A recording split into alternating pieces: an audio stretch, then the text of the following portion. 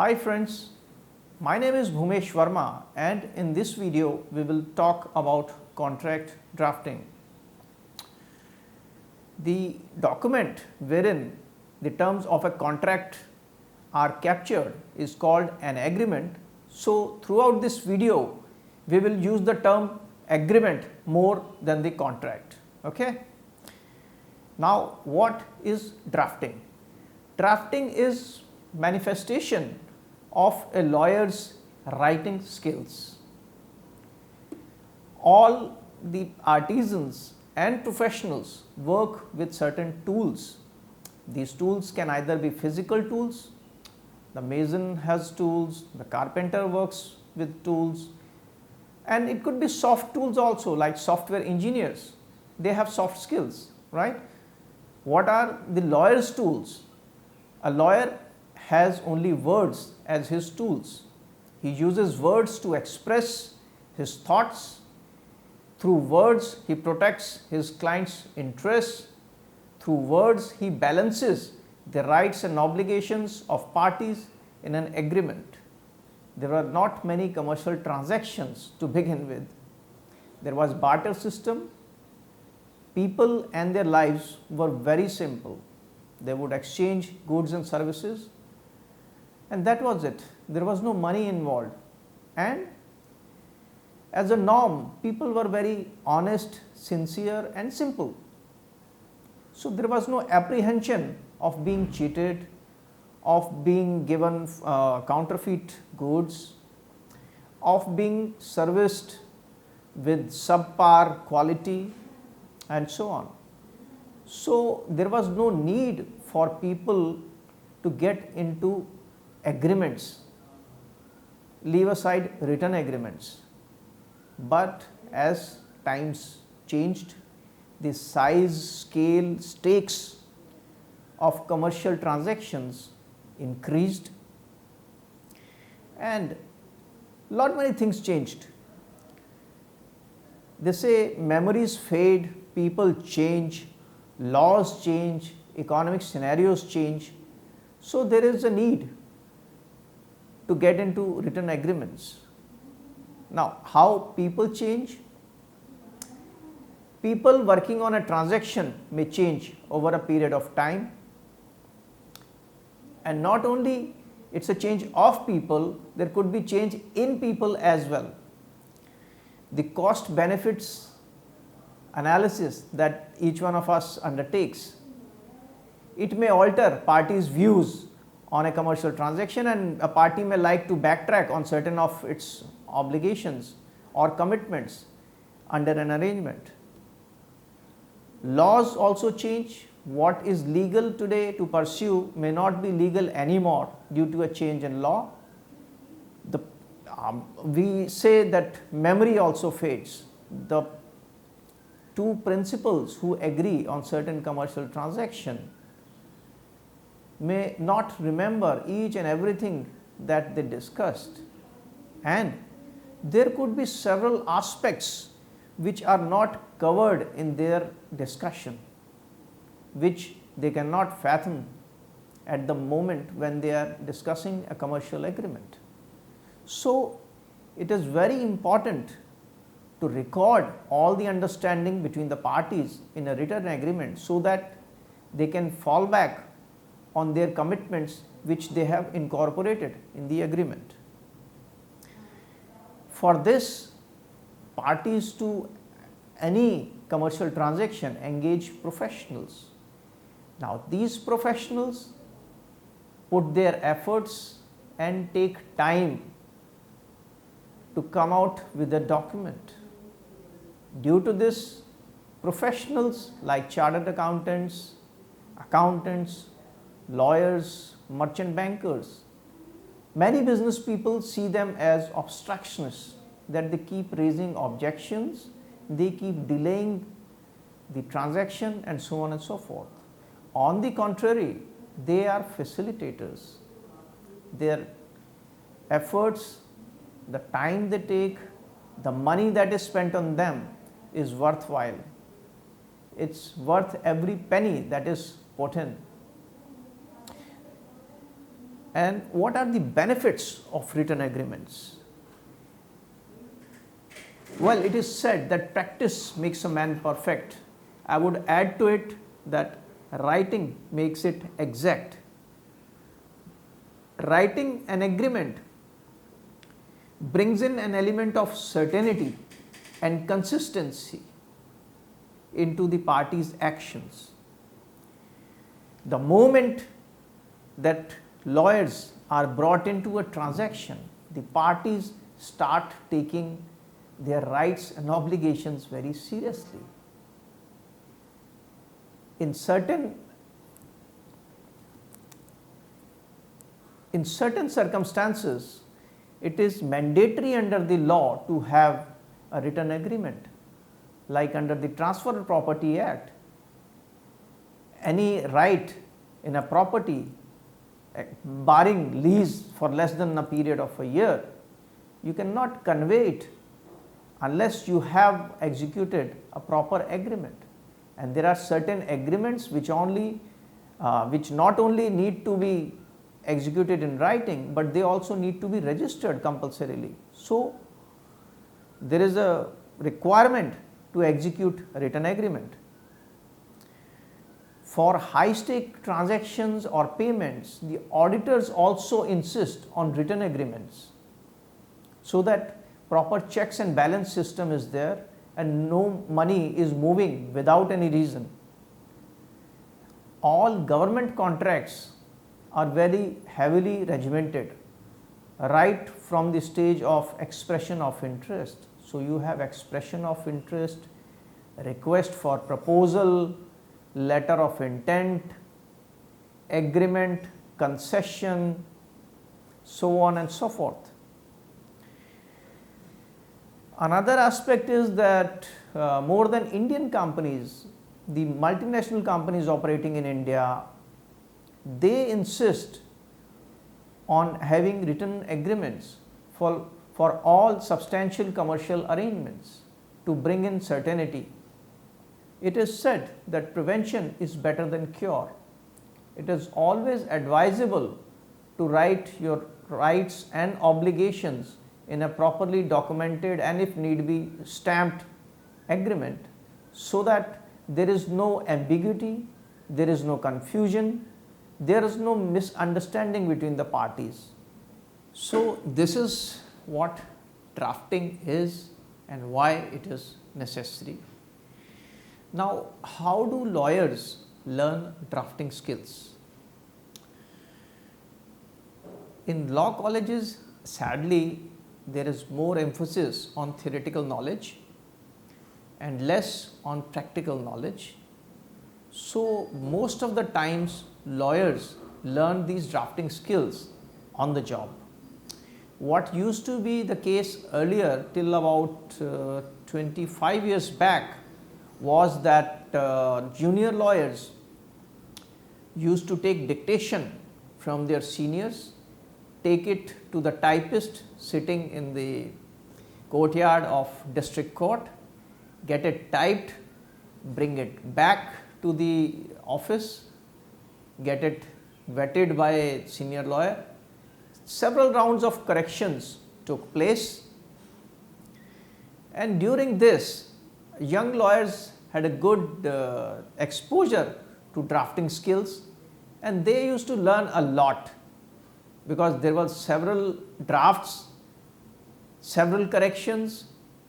Then again you have to search for case law, correct your draft and so on and so forth. So this is how lawyers used to learn drafting. Then computer revolution came, internet came, Google came, and all this went for a 6. Now how it happens is lawyers usually go either to the database of their firm and find an old precedent, or they go to Google and search for a document. Now it works in many cases, but it doesn't work in all the cases. The drafts that you may get from Google or anywhere on the internet may not be relevant to your case. The parties, the transaction, the consideration, the mindset, the resources, the expectations of the parties are different in each and every case. Every transaction is different. Mind that. Now, as I mentioned, law colleges do not put much emphasis on practical training of lawyers as far as drafting skills are concerned. The advent of online legal education is a welcome step. Now, students can learn drafting skills through online courses in addition to theoretical knowledge that they may get in their law college. Now, how should the drafting be? How should a document read? See, you must keep your audience in mind as to who is going to be the end user of your agreement. It will be your client, the opposite party, and enforcement authorities, judiciary, if need be, if it has to go for enforcement. They should all be able to understand, one, at the stage of drafting itself, what their rights and obligations under the agreement are, and if a dispute arises at that stage also, the parties should all be clear at all the times as to what their rights and obligations are. It should not be left for interpretation by the lawyers. Your agreement should be in such simple, easy to understand language that the parties understand from day one, right? We all must have attended marriages. Yes? What do you see in a marriage? A priest chants certain mantras for the occasion. The host and the guests, they all nod their head in agreement, knowing little as to what is going on. No one except the priest knows what actually he is saying. So, drafting should not be like that only the person who is drafting it knows what lies where and what means what. Similarly, in India, there was a complaint against the doctors that their prescriptions are written in such bad handwriting that no one except a chemist can decipher as to what is written in the prescription. Now only the medical council is getting strict with the doctors that they should come out with prescription in capital letters so that it is legible to the patient, his kin, and the chemist as well. So, drafting should be very clear, precise, concise, easy to understand. Otherwise, there is no point in drafting.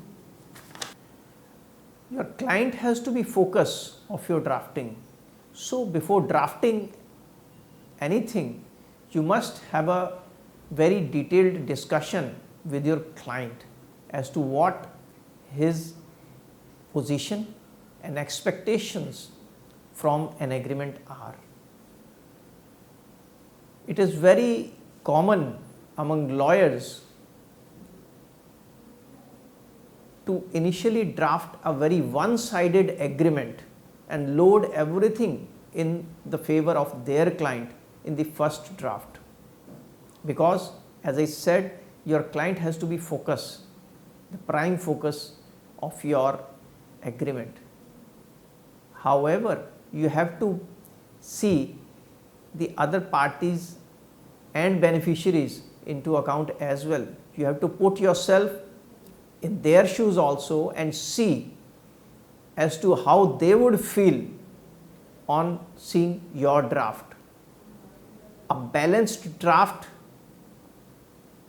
which is fair to both or all sides is much better received by all concerned. So, while drafting, yes, you would like to keep your client's interest as paramount, but give some consideration to the other parties as well, depending on their stake in the agreement. This will project you and your client very fairly in the eyes of the other party, and they would be more receptive to your suggestions, comments, inputs in the agreement. They will not see you as a one-sided, unreasonable person. Another aspect is that if your agreement is balanced from the initial stage itself, you will not have many rounds of discussions all over again to finalize the agreement. This will save time, money, energy for all concerned, and you will achieve a faster closing. When you start drafting an agreement, you should ask your client about the transaction, the particulars of parties involved, the consideration that flows from each party to the other party, the duration of the agreement, whether it is time bound or whether there is some specific project the agreement will be for, whether the parties intend to extend or renew the agreement if need be, what will be the reasons for termination, if any, before the expiry of the standard term of the agreement, the timelines for fulfilling the parties' obligations under the agreement, and the standards of services expected from each other under the agreement,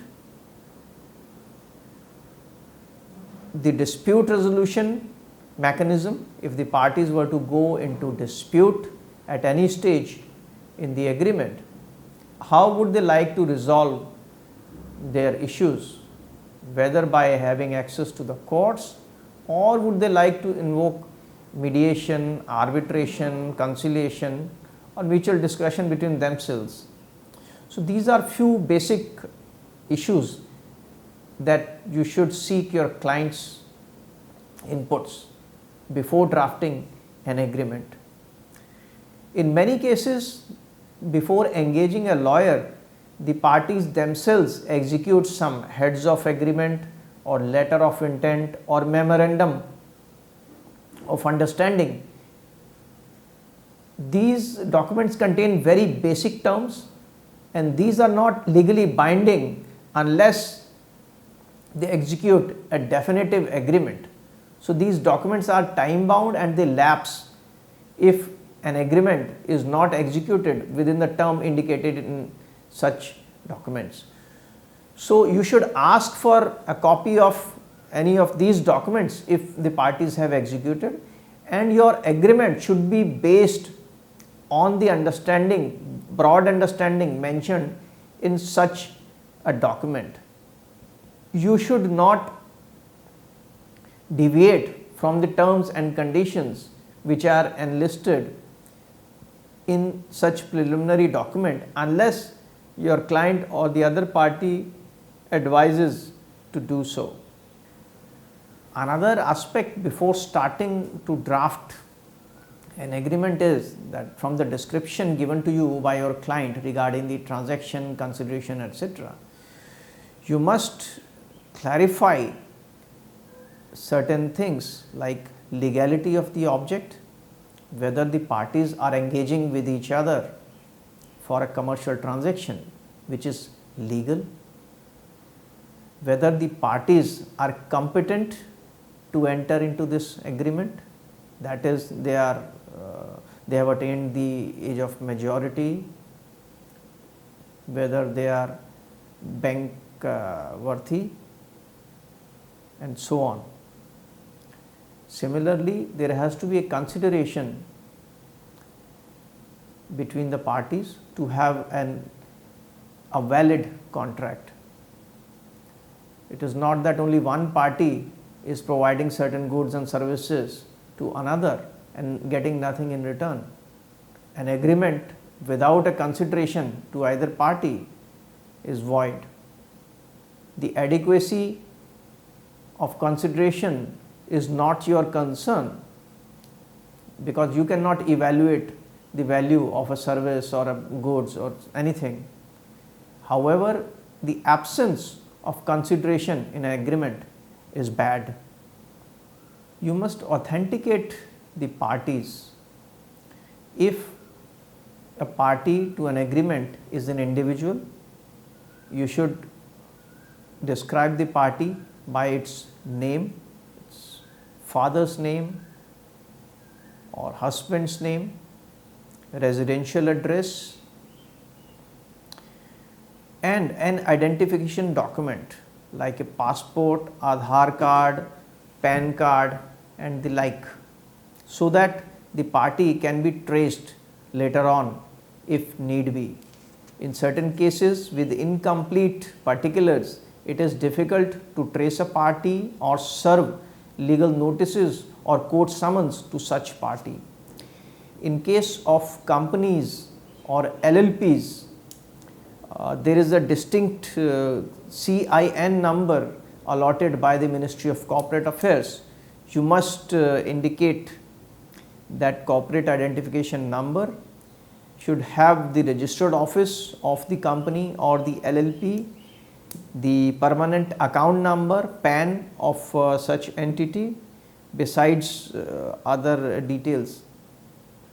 Now let us discuss, how do you describe parties? How do you define parties?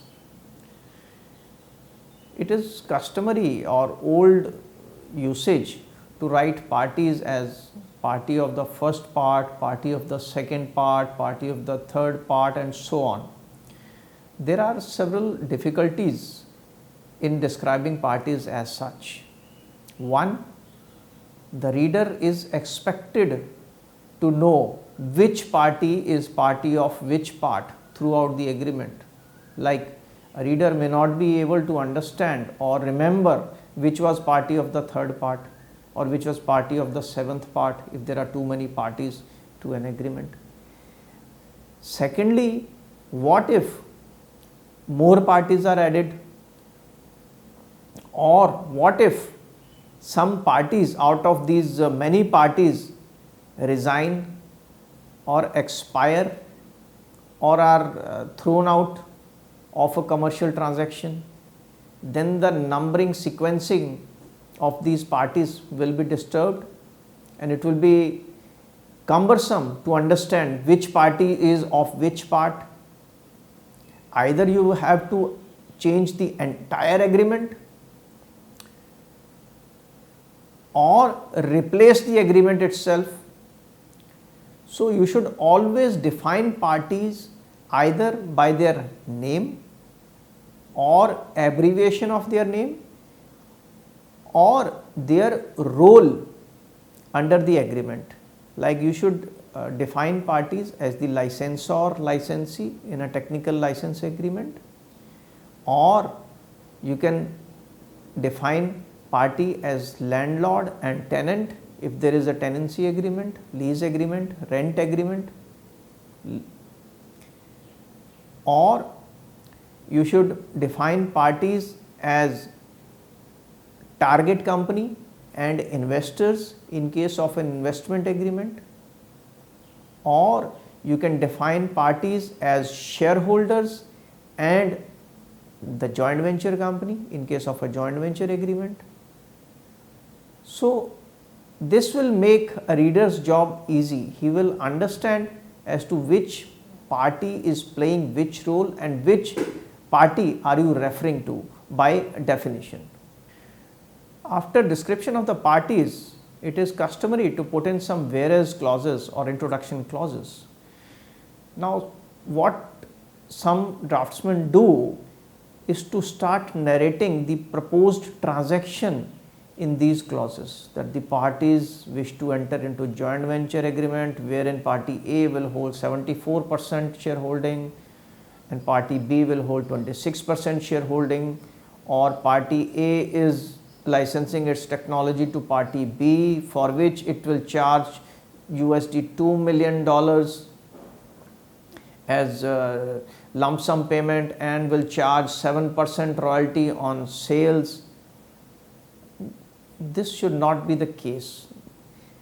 These clauses are meant to guide as to who the parties are and how have they reached the stage of executing this agreement. So, a simple way of drafting these various clauses could be like party A is engaged in this business, party B is engaged in this business in India, for example. The parties have executed a memorandum of understanding dated so and so to carry out a joint venture in India, and the parties now have agreed on broad terms and conditions of their agreement to carry this joint venture, and now the parties wish to execute this agreement to encapsulate their understanding on operations of the joint venture company and their relationship as shareholders of this joint venture agreement. This is as simple as that. So, this should only narrate the facts up to the execution of the agreement, the intent of the parties, and that is it. In every agreement, you would have seen a big definitions clause. Now, why is this clause there? As we discussed earlier, we should define parties. Similarly, we should also define various terms used throughout the agreement, so that one does not have to read this term in its entirety everywhere.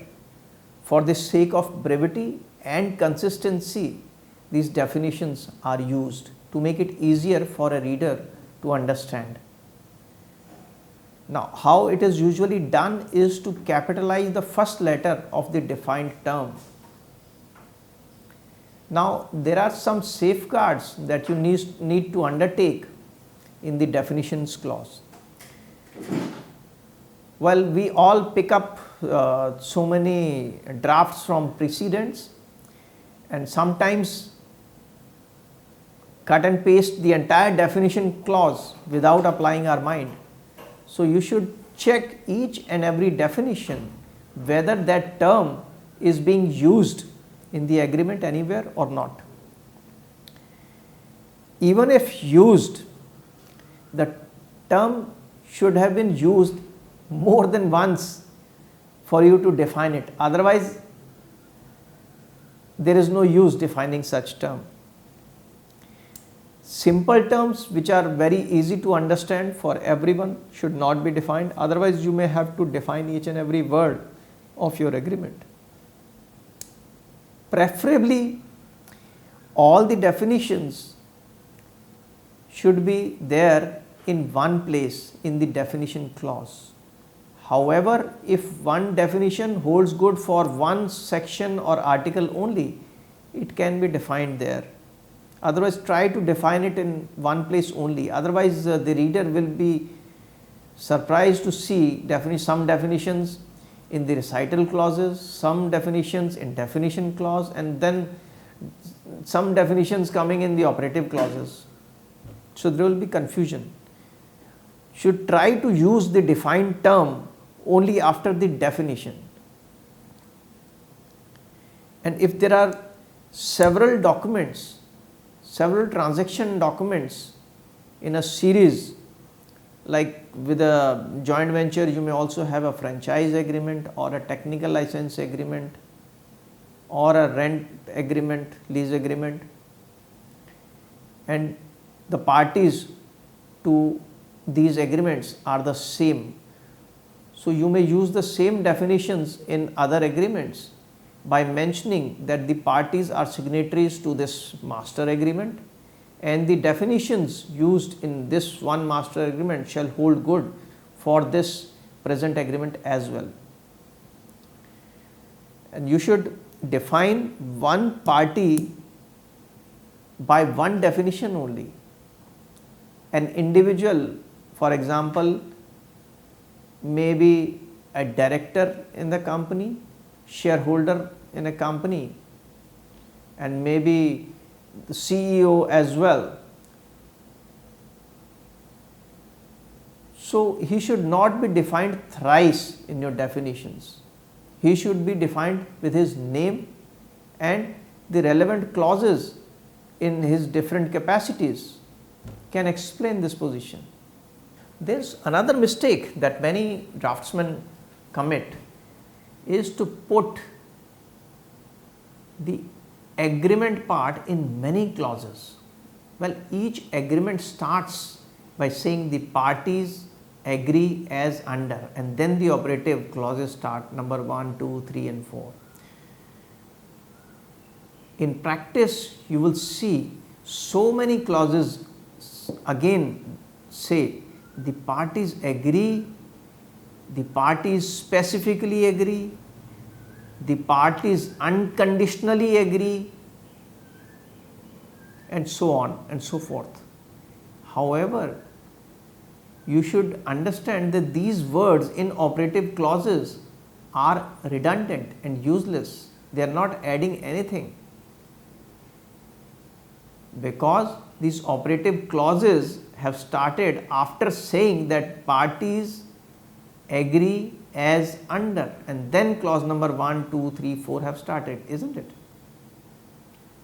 So, you should agree only once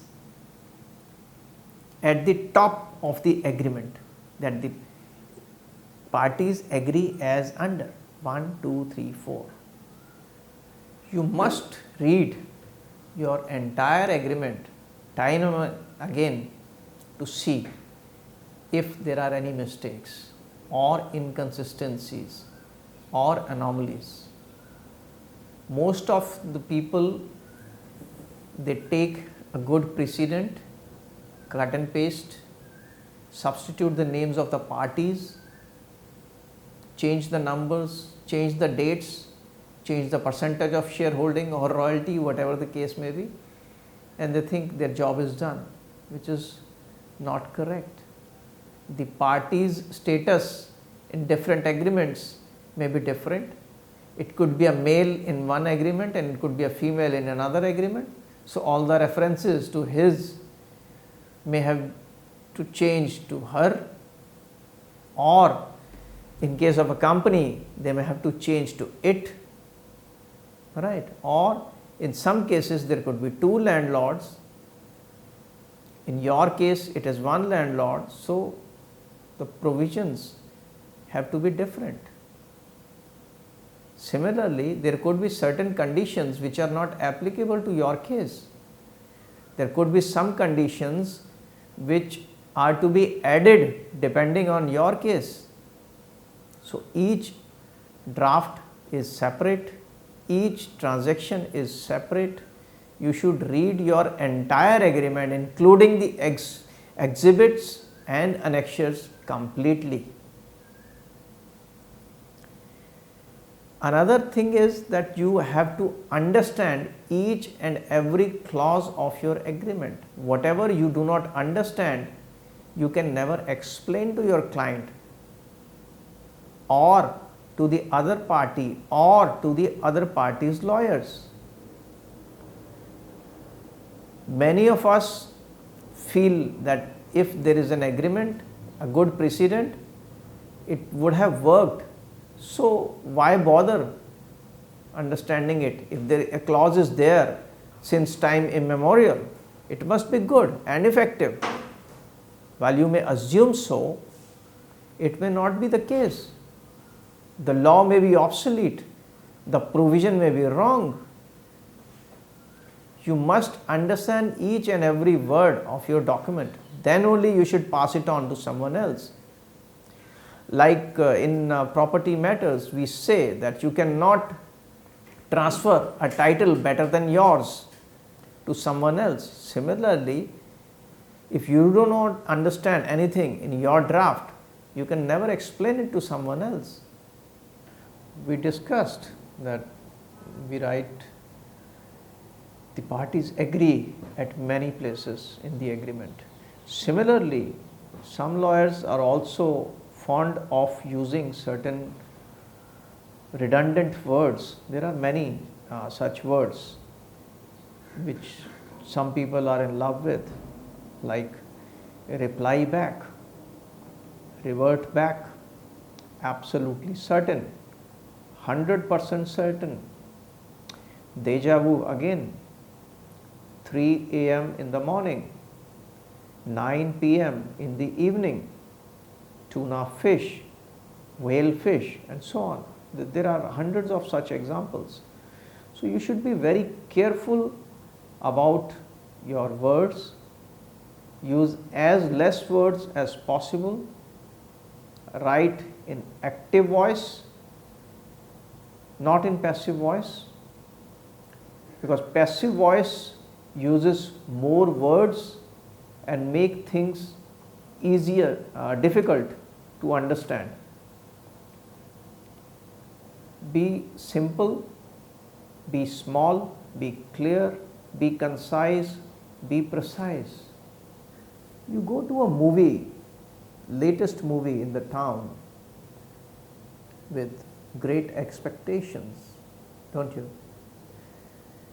How would you feel if halfway through the movie you realize that this is not one movie but a mix of 10 movies, cutting and pasting from here and there, scenes from different movies, maybe with same actors, the combination of same actors has been edited and put as one movie. A reader gets the same shock if you take different clauses from different agreements and try to adjust them in one agreement. So these are called editing errors, continuity bloopers. You should try to avoid them. Your language throughout an agreement, the style, the numbering, the use of English, which English, British English or American English, it should be consistent throughout the agreement. The font size, the indent, the article numbering, the usage of article or clause, all these things should be uniform throughout your agreement. Otherwise, you will have these continuity bloopers. The reader will make out whether you have drafted one agreement from start to finish or whether you have just lifted different clauses from different agreements and tried to serve it as one agreement. We discussed some aspects which are desirable in an agreement. Besides these, an agreement should broadly cover some aspects which I would say now. An agreement should clearly describe the proposed transaction, the rights and obligations of the parties to the agreement and other beneficiaries, the representations and warranties the parties are giving to each other to induce each other into entering into an agreement, conditions precedent which are applicable for the parties to consummate a transaction, any post closing conditions, the payment mechanism, the frequency, currency, etc. of the payments under the agreement. If there is a lock-in period anticipated under the agreement, it should be mentioned that the parties cannot walk out of the agreement before a stipulated period. Remedial actions, if permissible, if a party were to default on any of its obligations, whether it will be given a chance to correct those defaults.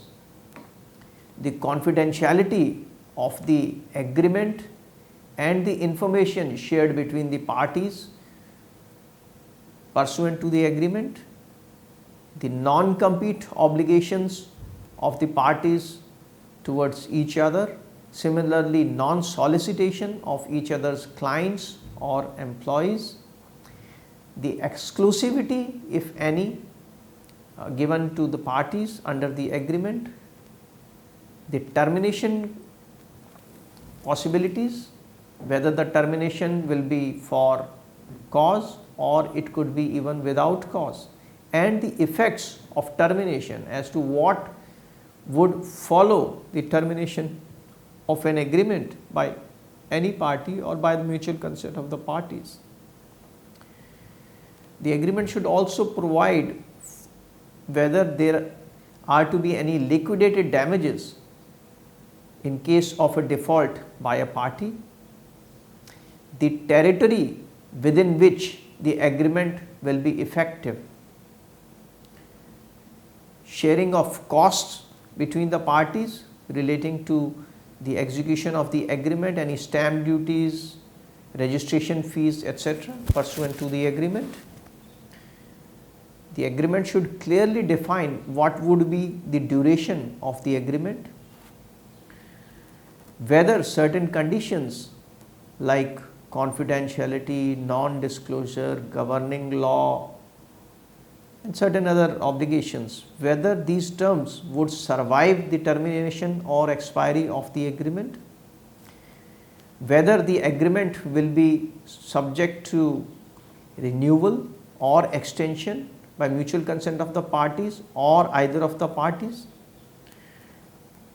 the force majeure clause, limitation of liability of the parties, the mechanism for giving notices to each other under the agreement. The parties should also clearly demarcate the governing law and jurisdiction of the courts to which the parties will submit to. Another important aspect is whether any of the parties be able to transfer or assign certain of its rights or obligations or the entire agreement to another party, whether an affiliate or even to a third party. There should be clarity on this. There should be a clear-cut demarcation of dispute resolution mechanism, whether the parties will straight away go to the courts for any dispute or will they try discussion between themselves, mediation, conciliation or arbitration. How and if any amendments can take place in the agreement. So, these are some of the major aspects which you should keep in mind while drafting an agreement, even if the client is not forthcoming or the client does not contemplate all these aspects while briefing you. When he requests you to draft an agreement, you should keep these aspects in mind. I hope these tips would be useful for you in drafting effective contracts. Happy drafting. Thank you.